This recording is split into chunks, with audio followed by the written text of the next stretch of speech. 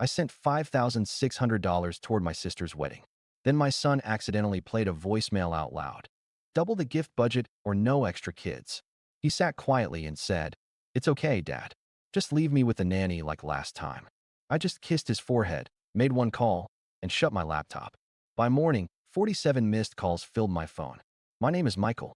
I'm 37, a project manager by trade, single dad by life, and the one person in my family who always shows up when things fall apart. If a tire blows out, they call me. If an event needs chairs, I'm the guy with the trunk space. They say I'm steady. What they mean is I'm the one who never says no. I have a 9-year-old son, Theo. Smart, quiet, obsessed with soccer and Lego. My whole life is built around keeping him steady too. Homework, dinners, bedtime jokes. We live in a small apartment that smells like coffee in the morning and laundry on Sundays. It's not fancy, but it's ours. Then there's my sister, Avery. She's 6 years younger, getting married in 6 weeks, and the kind of person who uses words like curate and elevated about napkins. My mom is her co-pilot. My dad is the quiet man who nods at whatever keeps peace. And me? I'm the funding source, apparently. It started on an ordinary Tuesday. I'd picked Theo up late from aftercare, thanks to traffic and a guy blocking a lane with his hazards. By the time we got home, it was dark. Theo dumped his backpack on the rug, searching for homework. I put water to boil, opened my laptop, and told myself I'd just clear a few emails.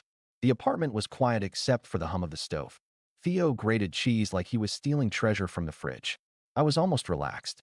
Then my phone buzzed. Mom. I let it ring. Buzzed again, Avery. Then Mom again. I didn't answer. I wasn't ready for the committee meeting. Not hungry, not with Theo standing there. I kept cooking. Then the voicemail played itself, thanks to my Bluetooth speaker buried in Theo's backpack. Somehow, it connected and blasted Avery's voice across our kitchen like a PA system. Hey. So, we went over the numbers. It's not going to work if people bring extra kids unless they're, helpful. You already sent the 5-6, which, thank you, but we're bumping gift budgets for Inner Circle. Double it or no additional kids after cocktail hour. That includes Theo. He's adorable, but we only have room for priorities. Don't make this hard. Love you. The words sat in the air like smoke. Theo froze with the cheese grater in his hand. He didn't look at me right away. When he did, it was quick, then backed down, like he'd done something wrong. He whispered, "It's okay, Dad. Just leave me with the nanny like last time."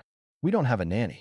We have Mrs. Ortega from down the hall who takes cash and extra tamales when I work late. Theo said, nanny, because he thinks that's what kids and families like Avery's imaginary wedding world have. I killed the speaker with my thumb. My hands shook. My son was trying to make me feel better about being priced out of his own aunt's wedding. I bent down, kissed the top of his head, and told him, "You didn't do anything wrong." He nodded, small and quiet. By bedtime, my phone had 6 missed calls. By midnight, 11. By morning, 47. But right then, the only thing that mattered was the look on Theo's face. And for the first time, I realized my family had pushed me past steady. I grew up trained to be useful. Not kind, not brave, useful. If the dishwasher broke, I held the flashlight for Dad. If a form needed filling, Mom slid it to me. When Avery forgot her gym shoes in 8th grade, I drove them across town during my lunch break from a crappy retail job because you're the dependable one, Michael. Dependable turned into payable the year I graduated. At 22, Dad's knee surgery snuck up on the deductible. I covered the copay. At 23, the AC at my parents' house died in July. I put the repair on my card just until the next paycheck.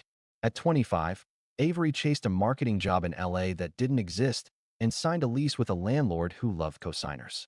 Guess who had the best credit? Family is family, Mom would say, like it was a coupon code that made the total drop to 0. I learned to shrug and say, it's fine. I learned to skip vacations and eat at home and tell myself I like plain pasta anyway. I told myself I was building something, stability, a life Theo could count on. I wasn't wrong, but I wasn't honest either. I was building a system where saying no felt like betrayal. When Avery got engaged, the first call wasn't "we're so excited." It was, "we need to lock the venue." Then a shared spreadsheet arrived, color-coded like a small country's budget. There was a column labeled Family Contributions, with my name already filled in. The notes were polite threats dressed as gratitude. Just to get started. "You're our rock. Could you bridge this until his parents sort out their side?" Every transfer came with a glittering thank you and a new problem. The venue minimum jumped because they added a grazing table that grazed $800. The photographer needed a retainer because she's the only one who gets our vibe. The florist threw in a ceremony arch that was apparently a second rent payment. I sent $1,700 in May. This saves the date. Mom texted with heart emojis. I sent $2,000 in July. You're a lifesaver, Avery wrote. I sent $900 in August. Final stretch, Dad texted, using his once-a-month words. I sent $1,000 last week. Last one, Mom promised, like a parent promising this is the last stop at the toy aisle. I kept a ledger. I told myself ledgers equal control. The truth, ledgers just make the story neat while it eats you. While the wedding grew, Theo watched. He didn't know the numbers, but he saw the stress. He saw me skip the ice cream at the park and say, "We have popsicles at home." He heard me on the phone saying, "No, I can't ask my friend to DJ for exposure. And no, I'm not comfortable fronting a tip pool." He saw me stare at my laptop at midnight, counting the same balances again. Sometimes he'd bring me water and say, "Coach says hydration stops cramps." He meant, "I see you hurting, but I don't know how to fix it." I drank the water. It helped as much as it could. Then came the kids' rule. The first time, it was couched in adult energy. Avery called during Theo's bath. "Ceremony for everyone, obviously," she said. "Photos, of course. But after cocktail hour, we want candles and conversation, you know? Not little ones underfoot." "Define little ones," I said, pulling a plastic boat out of the tub with my foot. "Under 10, she said. "Except infants and strollers. And, like, some families who are really contributing." The word contributing sat in my ears like a mosquito. "Contributing what?" I asked. She went vague. "You know, support." I pictured a line at the door, kids sorted by how much their parents paid. I pictured Theo standing there with his small tie, checking his worth like a coat check tag. I said, "Theo can sit still. He reads. He doesn't run into candles." She said, "No one's saying he's a problem. We just want a mood." The mood had a price. My kid had a price. I didn't say that. I said, "We'll see." Mom followed up the next day with soft language sharpened to a point. "We have to be fair, sweetheart. Some people are covering big things. It's not about money." "It is," I said. "Don't be crass," she said. We argued in circles until the Bluetooth speaker did what I wouldn't. It told the truth out loud. After that voicemail, I stopped pretending the wedding was a celebration with a budget problem. It was a budget with a celebration problem. But the wedding wasn't the only thing. There were 100 small habits that made this possible. Like Mom calling me, not Dad, when a bill came. Like Dad forwarding me emails with, "Can you handle?" in the subject line. Like Avery texting, "You're literally the only person I trust with vendor stuff," when what she meant was, "You're the only person who says yes on short notice." There were other scenes, little ones that now look like flashing signs. Like the baby shower 3 years ago when I bought the bulk of the food because the RSVP count exploded and watched Avery joke that she was crowdsourcing motherhood. Like the time Mom said, "You know how many times we drove you to practice?" When I flinched at covering an airline change fee.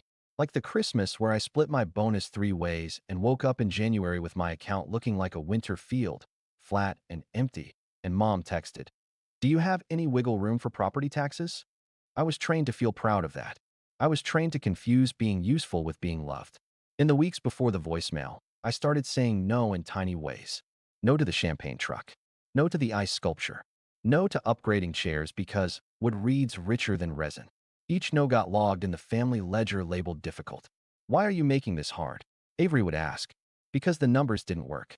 Because my kid. Because I was tired." But I only said, "Because I can't." Mom would sigh. Money isn't everything. Except when it is the only thing. When I sent the last $1,000, she replied with a string of hearts, and "Now we can breathe." I stared at the message on my cracked phone screen and rubbed the tight spot between my eyes and thought, "Who is we?" Then the speaker woke up, and the mask fell off, and I heard my sister say the quiet part. "Double the gift budget or no extra kids." He's adorable, but we only have room for priorities. Theo looked at me like he was learning something new about the world and trying to practice it in front of me. "It's okay, Dad," he said. He meant, "I can be less so you don't have to fight." That night, I sat on the edge of the tub and scrolled through the ledger and felt the math like a bruise. I called a friend who knows contracts and family politics and how to sit at a table and not blink. He said, "You don't need a speech. You need a sentence." "What sentence?" I asked. No. I slept badly. I woke up resolved. I wasn't going to write a novel to the family chat. I wasn't going to post a thread of screenshots. I wasn't going to yell. Yelling is loud. Boundaries are quiet. Morning came. Coffee. Lunchbox. Soccer cleats. The ordinary armor you put on so your day doesn't push you over. I packed Theo's backpack and slid the treacherous little speaker back in, now turned off. I kissed his head. I told him I'd pick him up early. I meant it. Then I wrote 3 messages that changed the room more than all my previous speeches combined. From now on, my attendance and Theo's attendance are based on the original invitation terms. I won't be making additional contributions. Please don't call me at work. To Dad, please don't smooth this behind my back. That's part of the problem. To the planner, remove me from logistics and vendor comms. Any future money questions must be in writing. Send. Send. Send. My phone started to dance on my desk 10 minutes later. Mom. Avery. Mom. I put it face down. The screen still lit the wood like a tiny storm. By lunch, it said 12 missed calls. By 4 p.m., 21. By evening, 30 plus and counting. I made dinner. Theo practiced tie knots on a stuffed bear. The apartment was small and warm and safe. It felt like the only room where my words counted as much as anyone else's. And still, when the phone buzzed again, I flinched. The final tasting was supposed to be a gift for all your help. That's what Avery said when she invited me. Come eat tiny, fancy bites and feel appreciated. I said yes before the voicemail. After the voicemail, I almost skipped it. Then I decided that rooms change faster when everyone is sitting down. The restaurant staged a long table with white everything. Little plates. Little spoons. One sprig of rosemary doing the job of a forest. The planner smiled like a flight attendant in turbulence. Mom was already on speaker with the florist discussing whimsy, which is a red flag disguised as eucalyptus. Ben squeezed my shoulder. Thanks for coming, he said. His parents weren't there. They were apparently handling the band. We sipped soup out of espresso cups. Avery said mouthfeel. Dad said nothing. I could feel the moment waiting for me like a step in a dark stairwell. I didn't start it. Avery did. So, she said, napkin folded into a triangle that pointed at me. We got your text. Yes, I said. She smiled tight. We're trying to create an experience. You're acting like we're asking you to fund a yacht. Mom cut in. This is neither the time nor the place. It's the only time we're all in the same room, I said. Might as well be efficient. Ben turned his water glass slowly. We love Theo, he offered, like a bandage over a cut he didn't make. Stop saying it like a spell, I said. It doesn't change what was asked. Avery's voice sharpened. Children after cocktails makes everything chaotic. We're not monsters. He can be in the photos. Do you hear yourself? I asked. He's 9, not a centerpiece. She rolled her eyes. You're being dramatic. I took out my phone and pressed play on her voicemail. The table went still. The words filled the white space. Double the gift budget or no extra kids. He's adorable, but we only have room for priorities. The planner stared at her notes like they might grow into a bunker. Dad's jaw clenched. Ben looked at Avery like something he'd ignored had finally stood up. Mom said, that's out of context. The context is months, I said. Payments. Promises. The rule that the more you give, the more human you're allowed to be. Mom sat straighter. No one forced you to help. I reached into my folder and slid printed emails across the table. I'd highlighted lines in yellow. I hate myself a little for being the guy with printouts, but I was done being a feeling. I wanted to be a fact. May 12th, I said. You wrote, we'll lose the date, and it will break Avery's heart. July 2nd. You're Theo's godfather. This is for family. Last week. One last bridge, sweetheart. You know we'll make it right. That's not asking. That's leverage in a hug. Avery flushed. You're cruel. I'm clear, I said. If Theo goes home at 7 because he doesn't meet the spend threshold, I go home with him. If the rule changes, we'll stay. And the money I've sent is the last money I send. Mom hissed. Don't you dare threaten me. It's not a threat, I said. It's a boundary. Ben cleared his throat. We can adjust. Avery whipped her head toward him. Adjust what? The policy, he said. Kids can stay. Mom made a noise that sounded like a tea kettle complaining. We can't. It will look unfair. It already is, I said. The planner, professional to the end, slid a printed budget forward. If kids stay, catering minimum increases by $1,600. We can cut the oyster bar, the late-night fries truck, or the custom neon sign. Any two solves it. The rest is preference. Mom put a hand to her heart like we'd shot her. The neon sign is a moment. So is telling a child he's not welcome, I said. Silence. A server approached with another tiny plate and retreated like they'd walked into a family funeral. Avery looked at me a long time. searching for the version of me that apologized when she winced. He wasn't there. She said, "If you walk out, don't expect." I stood. Expect what? She closed her mouth. She didn't have an ending I'd accept. I nodded at Ben. "I hope you have a good day," I said to the planner, because she didn't deserve any of this. I left my napkin folded small on the table. I walked out.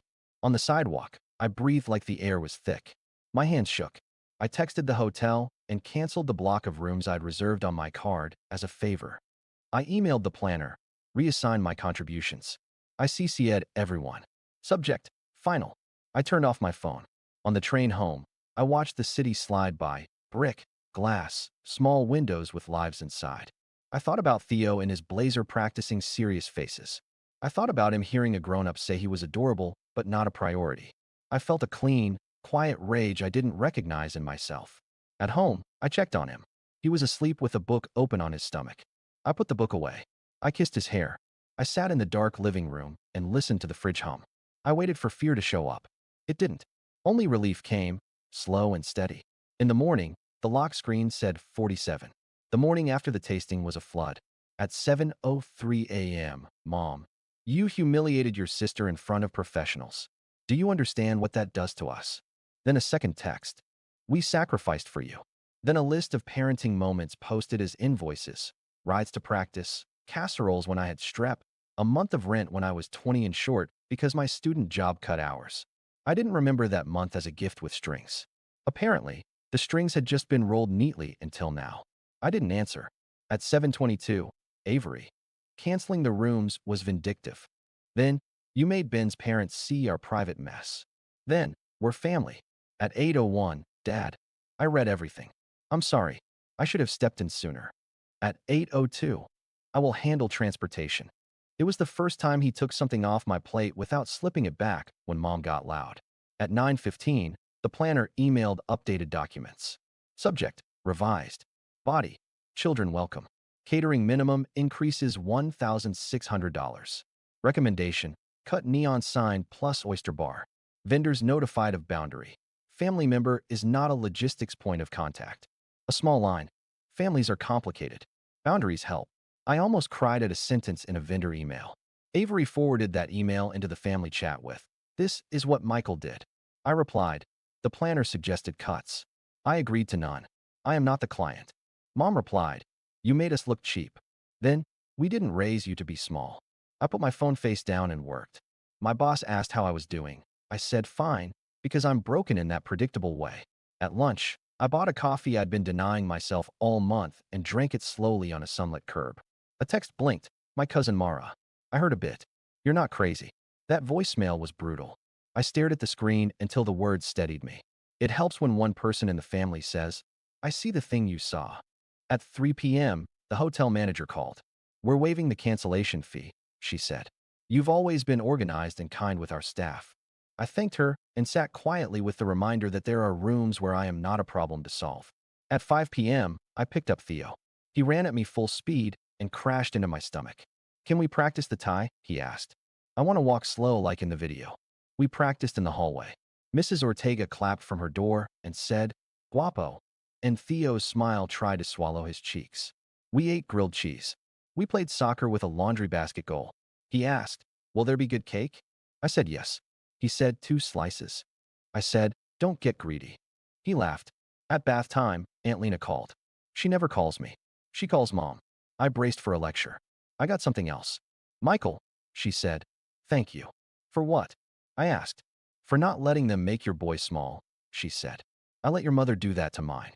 We paid for seats we should have had by right." I didn't have words then. "You do. Keep them."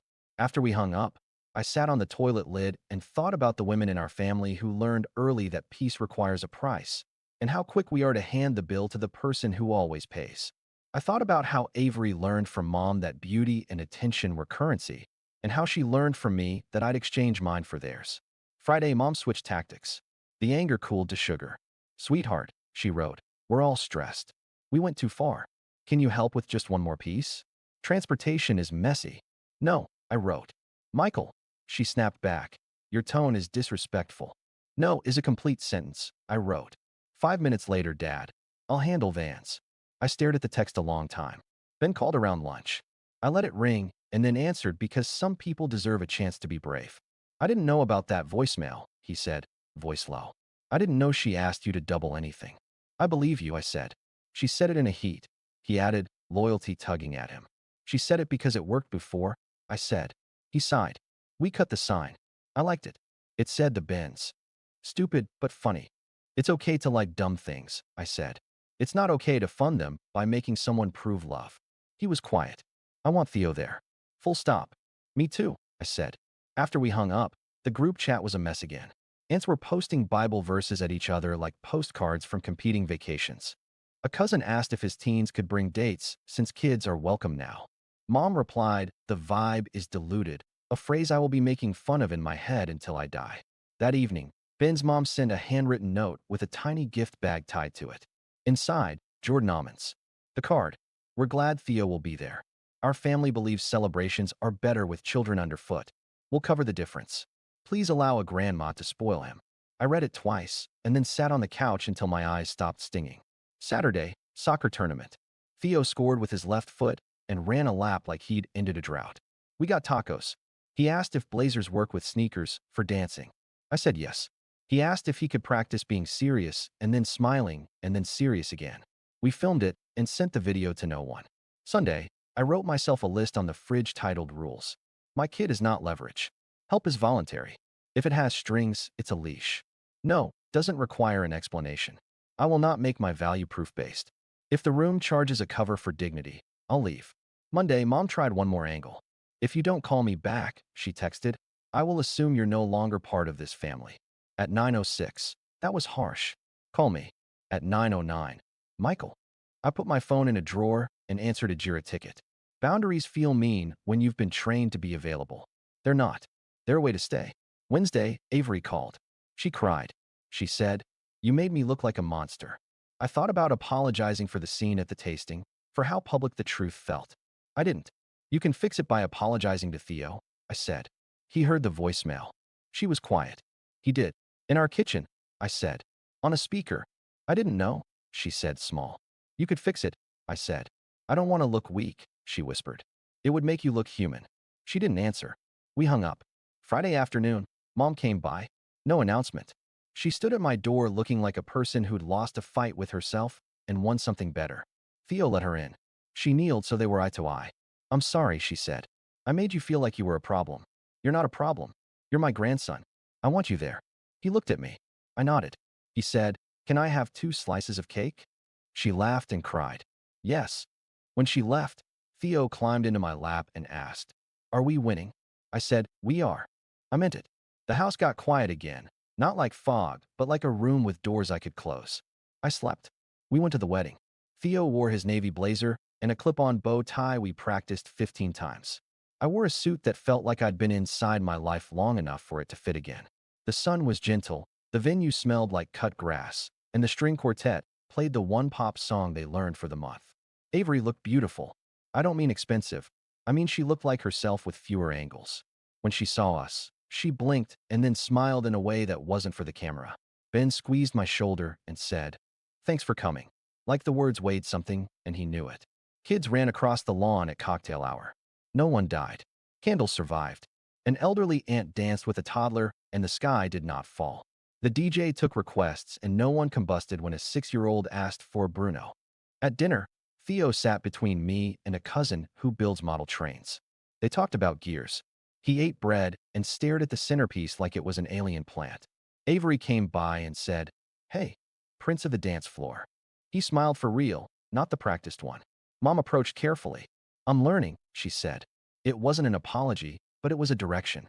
Dad hugged me and didn't say anything. It was enough.